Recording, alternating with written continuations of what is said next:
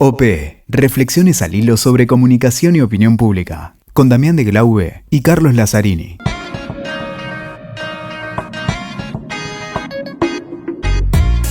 Hola, ¿qué tal? ¿Cómo les va? Acá estamos nuevamente en otro episodio de OP Podcast.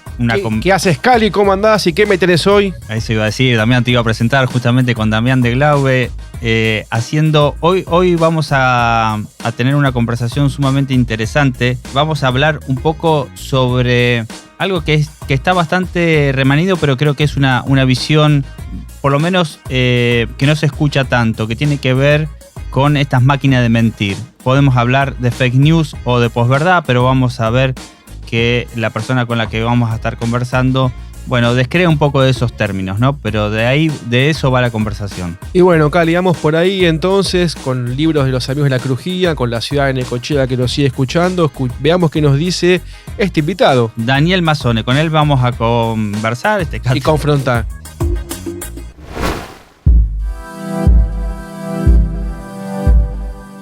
La idea es conversar un poco a partir de tu libro, que ya tiene algunos años, y ir viendo cómo fue avanzando un poco esta idea que todavía está muy presente, ¿no? Lo de las máquinas de mentir, esto de las noticias falsas, la posverdad, bueno, son términos que se han usado bastante y desgastado en cierta medida, ¿no? Pero existe toda esta idea, esta percepción de que estamos permanentemente expuestos, digo, como sociedad, vos llamás como sociedad abierta, a estas noticias que, bueno, que cualquiera puede decir cualquier cosa y que eso va generando un ruido en la información que nos distorsiona o que no sabemos distinguir, ¿no? Aquello de lo que es noticia, que es información veraz, y aquello que circula intencionalmente o no en forma como una mentira. ¿Cómo ves que ha ido evolucionando esa situación, ¿no? Desde los medios tradicionales, vos planteás esa mirada de los medios tradicionales, después de las plataformas digitales,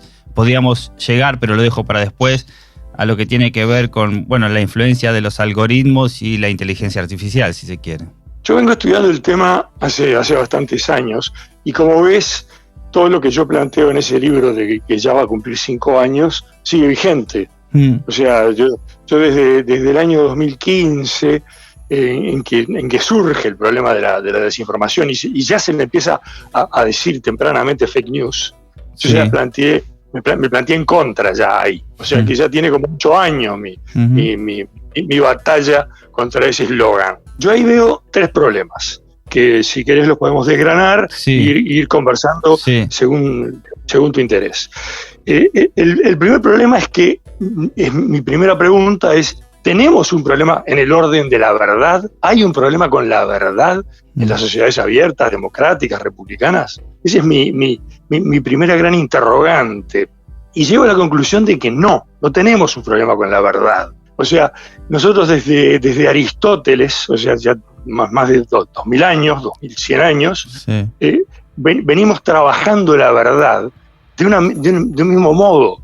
La verdad en la justicia, para resolver un entuerto entre 2 partes. Tenemos tribunales, tenemos diversas instancias, y siempre hay una posibilidad de apelar y de discutir aquello que establecemos como verdad. O sea, y en periodismo, lo mismo. El periodismo desde hace 200 años, 300 años, el primer periódico que surge, que está vivo hoy, es The Times, de Londres, de 1785. Desde esa época, el periodismo viene trabajando del mismo modo de la verdad.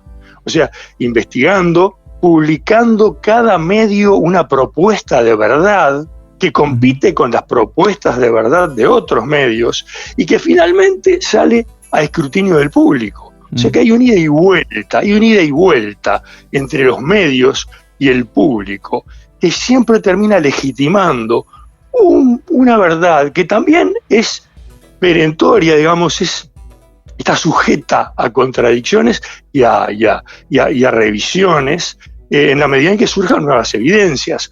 O sea, Occidente, la sociedad abierta, la sociedad democrática, republicana, tiene formas de trabajar y de establecer la verdad que no han cambiado.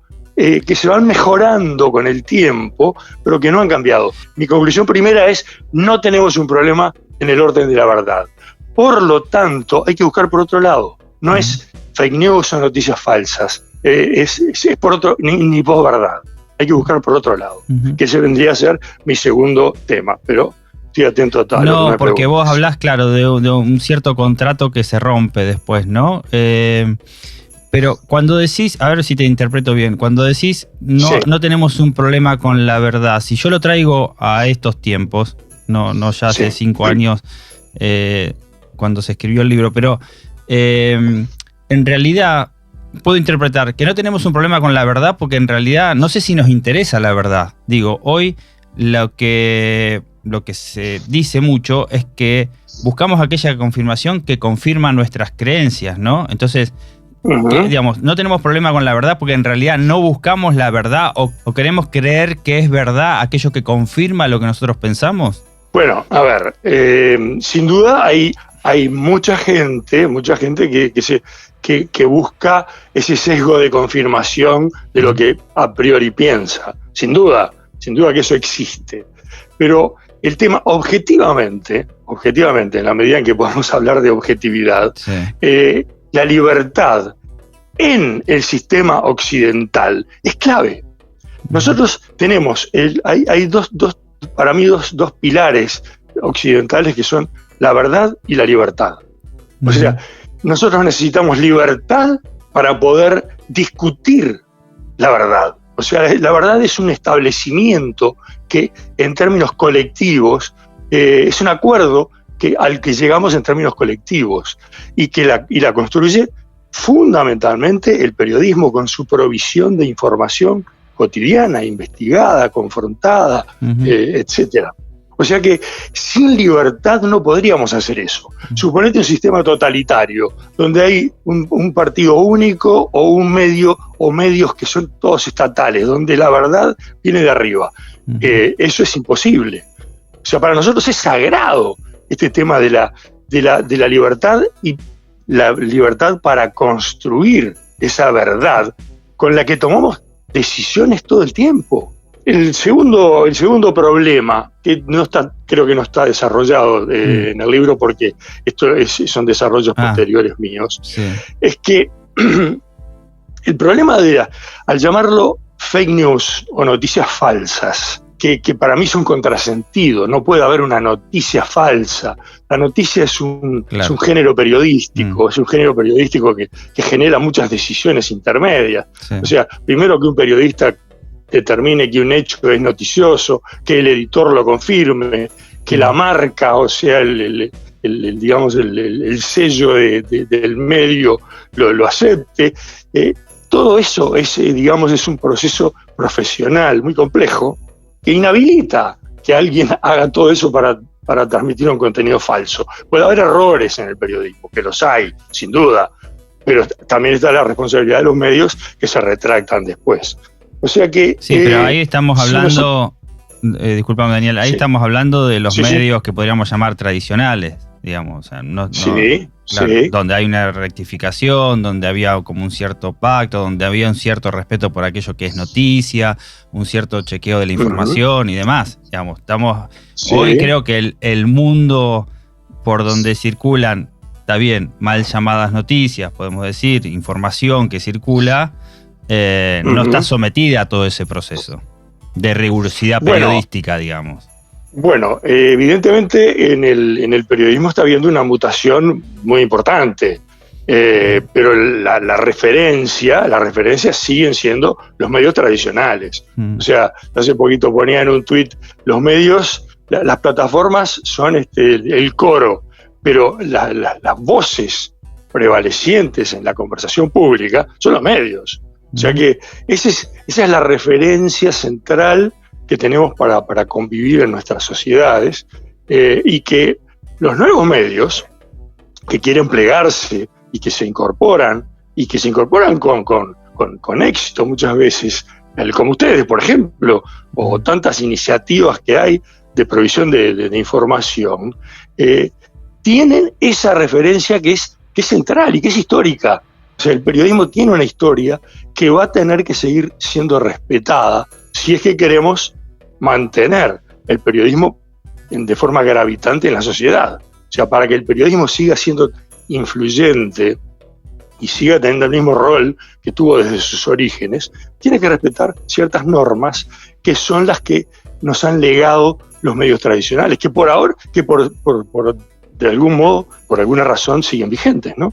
Sí, cuestionadas en un punto, ¿no? Porque ya se hablaba en su momento, antes del surgimiento de las plataformas digitales y demás, de que los medios hacían como un recorte de la realidad. Es cierto, digamos, construían una narrativa, construían una agenda, si se quiere, temáticas sobre las cuales se conversaba y demás. Ahora se suman las redes sociales, pero también hay quienes dicen que la conversación pública, esta conversación de esta sociedad abierta de la que vos hablas, muchas veces pasa por otro lado que poco tiene que ver con ese universo, tanto de las redes sociales y tal vez mucho menos, te diría ahora, con los medios tradicionales, ¿no? ¿Cuál sería ese otro lado? Que hay una conversación, una agenda de temas, que hay temas sobre los que conversa la sociedad que no son los temas del microclima o el digamos, de lo que se conversa en Twitter o de lo que se conversa en Facebook o alguna otra red social, por ejemplo, ¿no? Te llevo el caso de otra situación. Cuando se habla de polarización o se habla de enfrentamiento, se habla de esto, cuando tomamos como referencia las redes sociales. Por ahí en la conversación social pasa otra cosa, ¿no? Y estamos haciéndonos eco de algo que pasa en un microclima. A ver, yo creo que más allá de que discrepemos o no con el rol que le otorgan los medios a la política, por ejemplo, que le dan una centralidad que probablemente la sociedad no le otorgue, y probablemente ese es uno de los puntos de fricción. Más allá de eso, por el periodismo, por los medios tradicionales, pasan todos los temas de la sociedad, absolutamente todos. Sí. O sea que todo lo que se conversa en las redes y plataformas, ¿Qué nivel de consumo tienen hoy los medios tradicionales? Digo, para seguir otorgándole ese rol principal sobre el cual vos te posicionás, ¿no? Es que todo lo que pasa, lo que se conversa en las redes y plataformas, sale de los medios. Las investigaciones que proveen la información atendible y confrontada, sale de los medios. O sea, esta es una investigación que yo he propuesto varias veces y que probablemente sea de tal envergadura que sea imposible de hacer. Y que es realmente,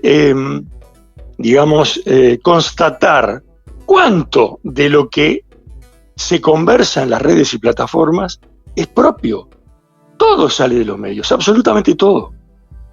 Sea fragmentado, sea en forma unívoca, sea artículos completos, pero toda la información que se conversa sale de los mismos medios. Bueno, o sea que sigue teniendo un rol que la sociedad...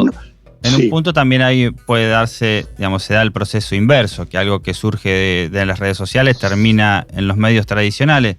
De hecho, vos mencionás también y adjudicás cierta desinformación o cierta, circulación de información no del todo corroborada, del todo veraz, al caudal, a la cantidad de información, ¿no? A ese desborde de información. Exacto. Y eso pasa todo el tiempo, y yo creo que las noticias o no noticias pasan de redes sociales a medios tradicionales. Ya es difícil distinguir, donde uno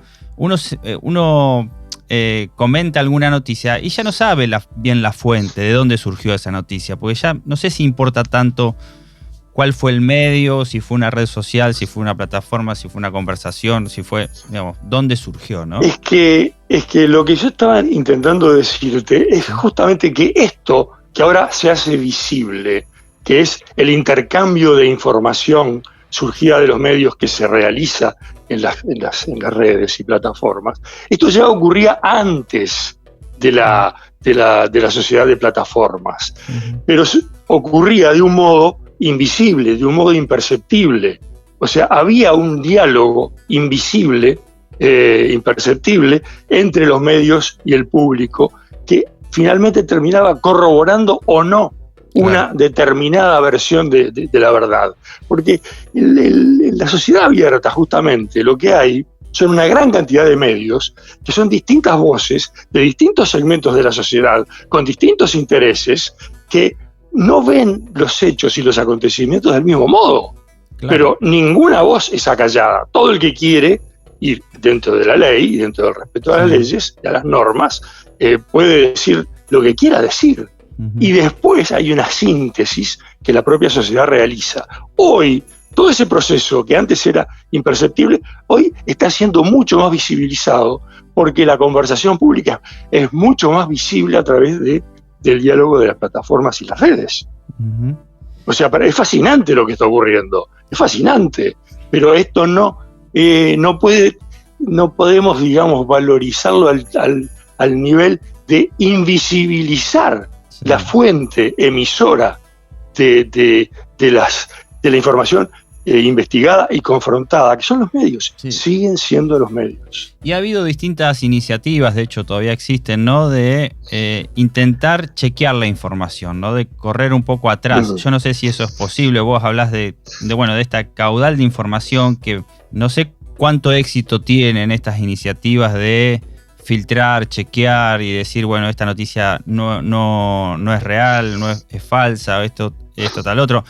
Nos pasa, bueno, yo creo que también ese filtro al que nos someten los algoritmos, y te agregaría ahora la complejidad que está tan de moda y se está hablando tanto de la inteligencia artificial, de qué información es construida a partir de la inteligencia artificial o del periodismo o de otra fuente, ¿no? Y tratar de discernir un poco de dónde proviene esa información que consumimos. Antes de ir a ese punto que es de extrema complejidad, me interesaría señalarte un par de cosas. Tú mencionaste recién al pasar que yo hablo del aumento exponencial de textos en circulación. Para mí ese es un concepto clave. O sea, porque cuando yo te decía no hay un problema del orden de la verdad, tendríamos que buscar por otro lado, el lado por el que hay que buscar es qué ha ocurrido en las últimas décadas en la sociedad. Y uno de los cambios centrales que tiene que ver con el corrimiento de las audiencias ya no son solo receptoras, sino que hay minorías importantes que son activas emisoras de textos, ha, digamos, generado un gran aumento, yo digo exponencial, en el nivel de circulación en la sociedad. Antes, quien distribuía la información y los textos en la sociedad, fuera información o fuera publicidad o fuera lo que fuera, eran los medios. Todo circulaba a través de los medios. Ahora circula a través de las plataformas. Y el cambio es significativo y de calidad, es clave, porque cuando circulaba a través de los medios había un contrato que viene desde el siglo XVIII entre la sociedad y el periodismo y los medios, por el cual se establecía que todo texto puesto a circular tenía un responsable. Claro. Había una marca, un nombre, un periodista, un publicitario, alguien que decía esto yo lo firmo. El cambio, al producirse el paso a la sociedad de plataformas, esto cambió radicalmente. O sea, el compromiso de las plataformas con la democracia, con las instituciones, no existe. Pero tampoco existía en los medios al principio. Lo que pasa es que después se fueron regulando. Los medios están sometidos a una ultrarregulación, por la cual todo lo que se dice ahí está sometido a las leyes. Mientras que las plataformas tienen absolutamente vía libre para distribuir lo que fuere sin responsabilidad. Ahí está la sección 230 de la Ley de Decencia de las Comunicaciones en los Estados Unidos, que las rige, ¿no? Y avanzando un poco, pensás que, porque ahora también se habla del tema de cómo regular, ¿no? Cómo regular las plataformas, cómo regular la inteligencia artificial, por ejemplo, ¿no? Se está discutiendo algo que vos creo que hacías mención en últimas publicaciones también en redes sociales y demás, lo de la Unión Europea, digamos, de cómo están, no sé, intentando establecer algún control. Yo creo que todo lo que sea regulación de un aspecto de la sociedad, probablemente esté bien discutir cada uno de estas novedades que van surgiendo, sin ninguna duda, está bien. Uh-huh. Ahora, el problema es que corremos el riesgo de establecer parches. O sea, lo que nosotros estamos es ante una nueva sociedad que ha irrumpido y que no la entendemos directamente. Totalmente. Tenemos que empezar por aceptar que estamos ante un fenómeno que nos desborda. Pero nos desborda globalmente, en muchos campos. Vos sabés no solo en los campos tecnológicos. Sí, vos sabés que nuestro podcast justamente es básicamente abordamos distintos temas, pero parte de la idea de la comunicación política, la opinión pública y demás. Yo por eso te traigo siempre los ejemplos a qué pasa con la comunicación política. Esto que vos decís, que no lo entendemos, a la política le está pasando eso, digamos, también, ¿no? No, digamos, totalmente. No entiende qué está pasando con el cambio social, porque tal vez los cambios sociales son tan vertiginosos que así como a la política le costó entender el cambio mediático, le cuesta también entender por dónde va la conversación social. A eso hacía referencia hoy cuando hablábamos al principio, ¿no? Que ya no se rige, digamos, o sea, hay una disociación ahí. Antes con los medios tradicionales como que había un triángulo ahí, la política, los medios y las audiencias, que más o menos había una disputa por la agenda, había una conversación que se entendían ese pacto que vos haces referencia. Hoy hay conversaciones totalmente disociadas y donde, por eso yo cuestionaba al principio cuando empezaste a hablar de si siguen siendo tan mandantes los medios tradicionales, ¿no? Cuando hay conversaciones que pasan por otros canales, por otras cuestiones. Y coincido en esto, que nos cuesta entender, le cuesta entender al periodismo o a los responsables de los medios de comunicación y por supuesto le cuesta entender a la política por dónde pasa los nuevos cambios, las nuevas formas de relacionamiento social y por dónde pasan otras conversaciones, ¿no? Totalmente. Lo que pasa es que evidentemente hemos llegado a un punto en el cual, y esto es lo que nos cuesta aceptar, es que tenemos que pensar de nuevo. Uh-huh. Esta es una sociedad que hay que pensarla de nuevo. Yo creo que en Estados Unidos y en Europa están más avanzados en eso porque son los primeros que se enfrentan con los problemas. Pero mientras estamos discutiendo esto y mientras estamos dubitando, digamos, hay segmentos que se aprovechan de estas vacilaciones y de estos vacíos regulatorios. Y esto me lleva al tercer punto que yo te mencionaba al principio, que es el de que tenemos una gran confusión en esto, porque al llamarle fake news, evidentemente no, hay que desplazarlo, no hay que usarlo nunca más. Pero tampoco es bueno usar desinformación, porque desinformación parece lo contrario de información, y no lo es. O sea, cuando el fenómeno al que nosotros aludimos cuando hablamos de desinformación tiene más que ver con el antisentido, es decir, la sociedad abierta, la sociedad democrática, republicana, occidental, lo que procura con el discurso de la información es el de construir socialmente, no solo la verdad, sino construir sentido. Es decir, digamos, los significados de fondo por los cuales que nos guían como sociedad. Mientras que la política en este momento, sobre todo la política, y para mí el problema de la que llamamos desinformación está ubicado centralmente en la política. Uh-huh.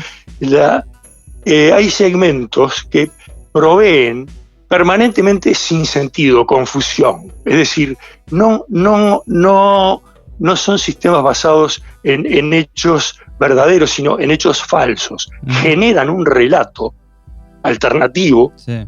Han llegado a llamarle verdades alternativas, que introducen un nivel de confusión tal que hace imposible pensar. Claro. O sea que este es el fenómeno que tenemos que desbrozar y que analizar. Uh-huh. Hay un nuevo campo discursivo, no sé si realmente merece ser catalogado así como campo discursivo, pero que genera confusión en lugar de elementos para comprender y para elaborar en forma colectiva. Sí, no sé si se entiende. Sí, y en el terreno de la política a veces es un objetivo buscado, digamos, es a propósito, es intencional. Por eso cuando vos decís, es verdad, cuando decís fake news es un contrasentido, no existe, digamos, la noticia tiene ciertos requerimientos. Pero claro, el nombre ayuda también a entender, porque muchas esas fake news ayuda a describir una situación, digamos, cuando en la política se utiliza en una campaña política, se hacen correr esas noticias falsas a propósito, y que no debería hacerse, por supuesto, pero existe. Entonces, nada, el nombre de fake news describe un poco eso. Yo construyo una noticia falsa y la hago circular, la hago viralizar, hago que tenga ritmo su viralización para que prenda una cierta idea, ¿no? Entonces, es entendible, técnicamente está mal, es un contrasentido, es casi un oxímoron, digamos, pero describe, digamos, cómo construye una noticia falsa que tenga, que siempre, vos sabés, siempre tiene algo de verosímil o trata de agarrarse de algo de verosímil para que esa noticia prenda o parezca tal, ¿no? Claro, pero ¿sabés cuál es el riesgo de esto? De establecer, de designar con un nombre nuevo algo que ya se venía haciendo. Es como, es confusional también. Sí. Porque, a ver, una cosa es la mentira habitual en política, digamos, que normalmente es una exageración o algo que se promete que se va a hacer y que después no se hace, que son, digamos, que es son aditamentos que la gente ya sabe que existen en la política. Pero otra es disfrazarla de noticia, hacerla circular como noticia. No, pero lo otro es la mentira sistemática. La mentira sistemática. Es decir, el sistema de un político que basa todo su desarrollo en una mentira original. Por ejemplo, Trump no acepta haber perdido las elecciones de 2020. Claro. O sea que ahí hay toda una elaboración que está basada en algo que no solo es falso, sino que además esmerila las instituciones. No cree ni siquiera en el resultado de las urnas. No cree ni siquiera en la voluntad popular expresada en las urnas. Sí. O sea que a partir de ahí, el otro día... Bueno, pero eso también, discúlpame, Daniel, eso también, digamos, tiene éxito en cierta medida. Porque, bueno, cuando hablamos de posverdad, que también tiene, digamos, es un término para analizarlo y tiene también un contrasentido en sí mismo, pero posverdad es un poco, es el terreno, para mí lo describo como el terreno fértil que hace posible que la noticia falsa o esa llamada fake news circule. ¿Por qué? Porque esa posverdad es en realidad que ciertos sectores de la sociedad, o todos, o no sé, queremos creer ciertas cosas. Ese terreno, digamos, que después se transforma en un sesgo de confirmación, es el que permite que crezcan esas fake news. Porque yo le quiero esto, si yo soy seguidor de Trump y quiero confirmar que en verdad no perdió la elección, lo creo, digamos. Entonces, ese terreno denominado posverdad es el que permite que percibamos lo que queremos percibir, digamos, y que estemos convencidos. Y cuando más nos quieren explicar o argumentar lo contrario, con datos, con argumentación, con algún sentido, nosotros no hacemos más que confirmar aquello de lo que queremos creer, ¿no? Entonces, sobre ese terreno llamado posverdad o mal llamado posverdad es que operan esas fake news, ¿no? Claro, de acuerdo, pero el tema es que si nosotros validamos a un sector de la sociedad, a un segmento, a un partido, un candidato que genera sus acuerdos con sus adictos sobre la base de un desentendimiento acerca de lo real, o sea, se rompe un contrato esencial de la sociedad, que es estarnos refiriendo a una misma percepción. Bueno, y eso es lo complejo y lo grave de la situación, ¿no? Que Totalmente. No, entre el deber ser y lo que pasa, digamos, y lo que es. Claro, pero es que por eso tenemos instituciones. O sea, el veredicto de que Trump perdió las elecciones de 2020, lo dijeron las urnas, lo dijo la tecnología. Dominion acaba de y lo confirma la justicia electoral, digamos, de último. Lo confirma la justicia electoral y lo confirman una serie de instancias que llegan al momento en el que Pence, en Estados Unidos, que fue justamente por eso fue caratulado como traidor por Trump, dice, no, señores, esto está bien, o sea, este es el resultado electoral. Uh-huh. O sea que son muchas instancias.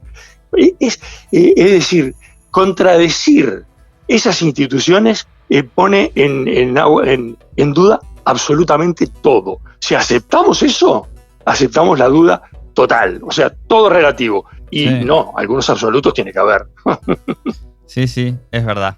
Es verdad, pero bueno, déjame que sea bastante escéptico con que van pasando otras cosas, ¿no? O sea, porque esa explicación de la verdad, de la verificación, del chequeo, de que lo dijo la autoridad, lo dijo la institución, me parece que poco importa a ciertas instancias, ¿no? Poco percibo lo que, digamos, entiendo lo que quiero entender y no me expliques más. Y sobre todo con el vértigo de los cambios tecnológicos y sociales, bueno, nada, habrá que ver hacia dónde vamos, ¿no? Pero ojo que los cambios tecnológicos son los cambios de nosotros mismos, ¿eh? Sí. O sea, son los cambios que nosotros generamos. O sea, que no hay nada extraño acá. Porque después de la inteligencia artificial vendrán otras cosas mucho más complejas todavía. Sin duda que ingresamos en un campo que amenaza desbordarnos, pero por eso hay que volver siempre a las raíces. ¿De dónde venimos? Esto es histórico, nosotros somos producto de una acumulación histórica. Si nosotros ponemos en duda esa acumulación histórica, no somos nada. Perfecto. No somos nada. Ese es mi tema central. Y por eso hablo siempre de Occidente, de sociedad abierta, uh-huh, y de esas raíces que nacen en la Grecia antigua y que no son tan sagradas, ¿no? Uh-huh. Bueno, Daniel, muchísimas gracias. Un placer haber conversado contigo. Bueno, igualmente, a la orden, ¿eh? Un abrazo. Por favor, un abrazo.